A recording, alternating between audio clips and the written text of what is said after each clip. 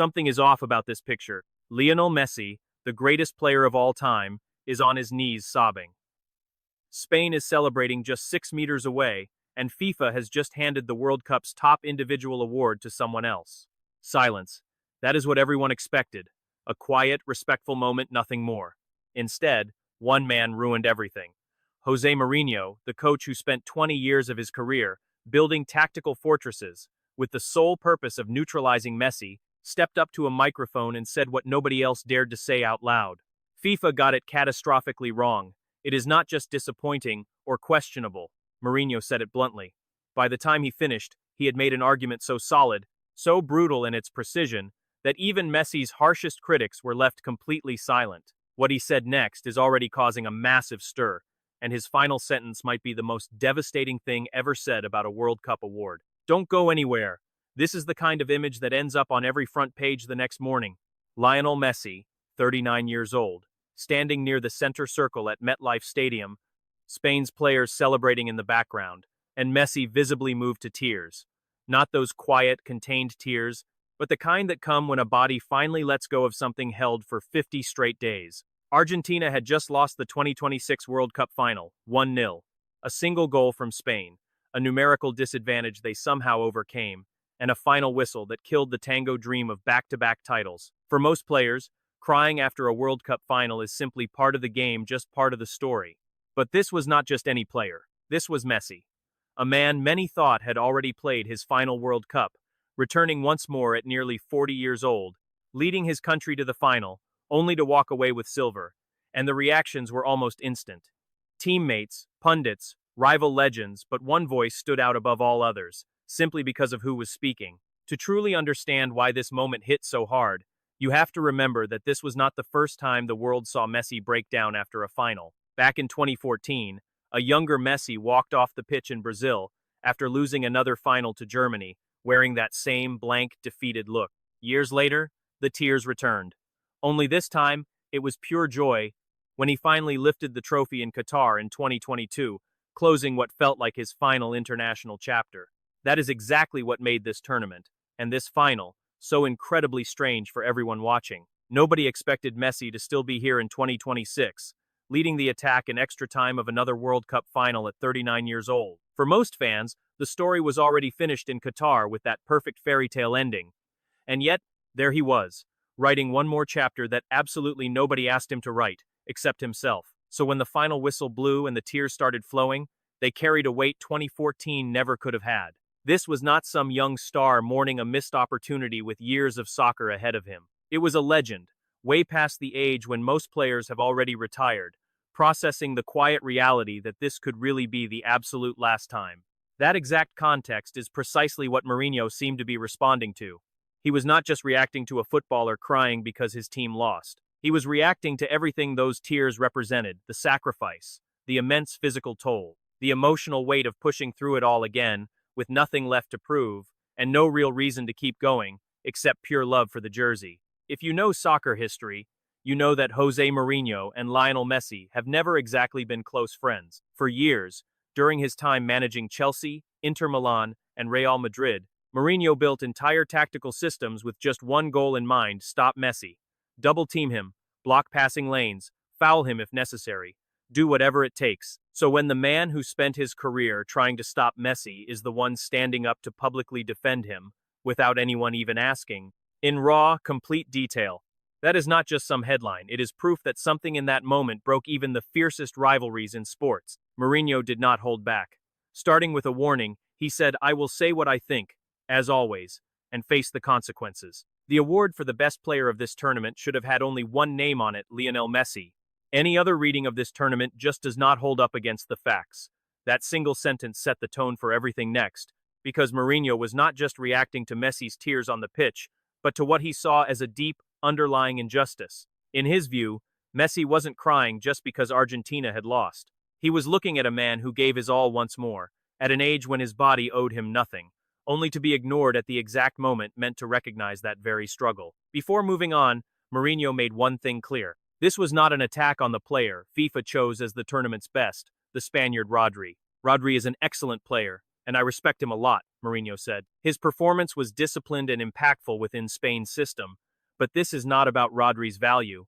It is about the criteria used to choose the best player of an entire tournament. If you apply any objective criteria to this World Cup, you always get the same result.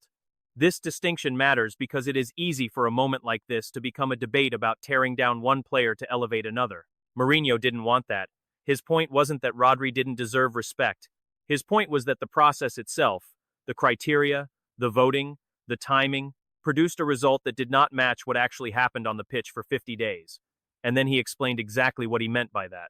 This is where things get interesting, because Mourinho did not just speak from raw emotion, he built his entire case on evidence. Messi was named man of the match in 6 of his 8 games, 3/4 of the entire tournament. He finished with 8 goals and 4 assists, 12 goals directly created by his own foot.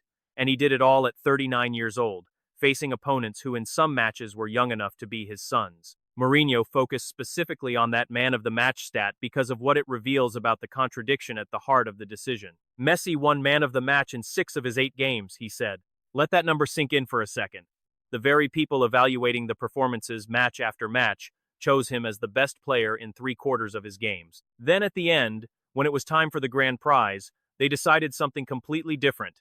This contradiction is what I really struggle to understand. Think about it for a second. The same panel of judges, watching the same tournament, kept pointing to Messi over and over until the final vote, when suddenly the story completely changed. Mourinho's argument is not a subtle one. Something about that shift just does not add up.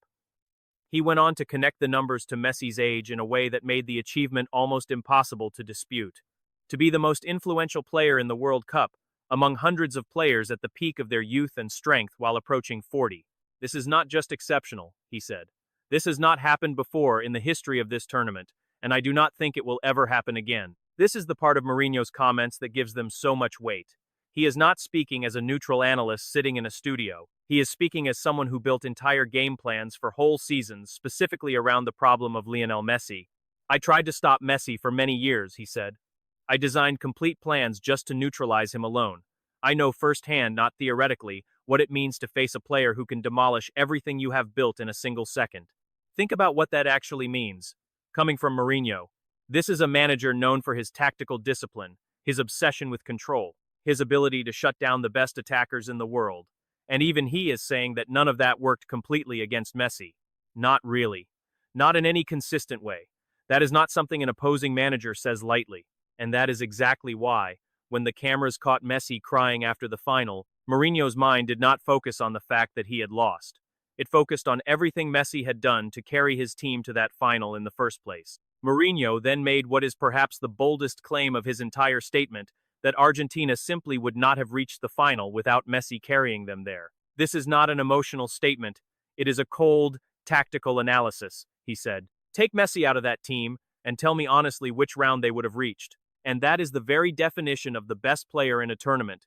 Not someone who plays well within a strong squad, but someone who makes their team stronger than they actually are. This is the line that separates emotional tribute from tactical argument. Mourinho is not asking people to feel sorry for Messi. He is asking them to imagine the tournament without him and to be honest about how far Argentina would have gone in that version of events. It is a hard question to answer any other way. Argentina struggled in moments that felt completely lost.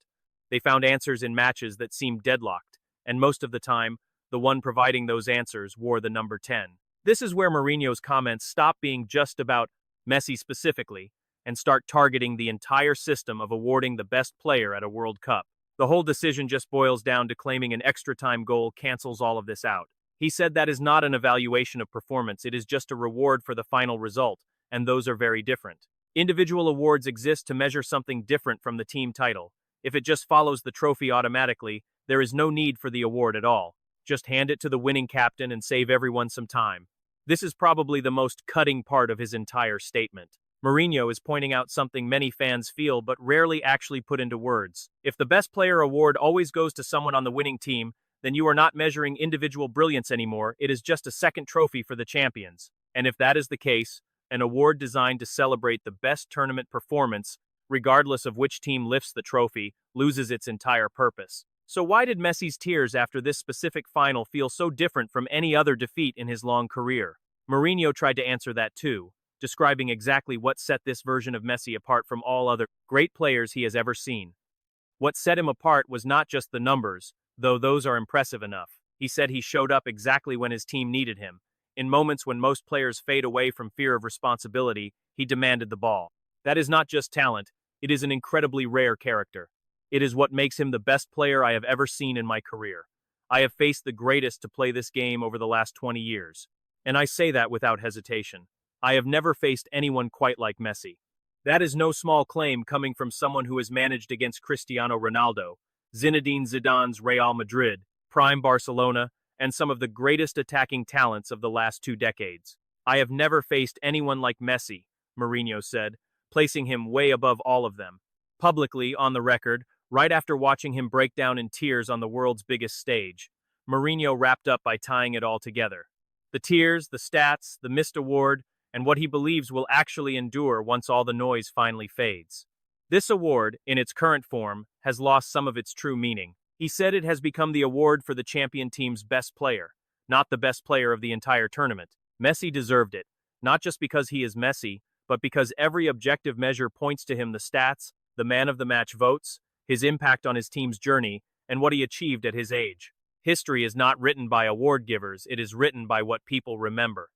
10 years from now, nobody will remember who won this trophy. They will remember a 39-year-old who carried a whole national team to the final, putting on one of the greatest individual tournament runs soccer has ever seen. Leo does not need another trophy to prove anything. His legacy is bigger than any award, but the award needed him more than he ever needed it, because giving it to him would have proven its true purpose. Honoring the best, not the winner. Think about that for a second. The award actually needed him more than he ever needed it, and that is definitely not a consolation prize. It is Mourinho saying the trophy lost all credibility by not having Messi's name on it, not the other way around. So maybe that is the real reason those tears hit everybody so hard. Not just a loss, not just a missed award, but a 39-year-old giving his absolute all one last time on the world's biggest stage. And even his fiercest rival could not stay silent about it. Years from now, when people talk about the 2026 World Cup, they will remember the score. They will remember Spain celebrating. But the image that truly lasts will likely be a tearful 39-year-old Messi, having given absolutely everything one last time. And thanks to Mourinho, that image now comes with a heavy question that will not be going away anytime soon. If the numbers, the votes, and the sheer impact all point to one name, and yet that name is not on the trophy, what exactly does the award measure? That is the exact debate Mourinho reignited the second he decided not to stay silent. And it is a debate that will likely follow Messi long after he finally hangs up his boots for good. Do you think Messi deserved the Best Player award over Rodri? Or is Mourinho letting the emotion of the moment cloud the actual numbers? Drop your thoughts in the comments and subscribe, because we still have so much more to break down from this World Cup final.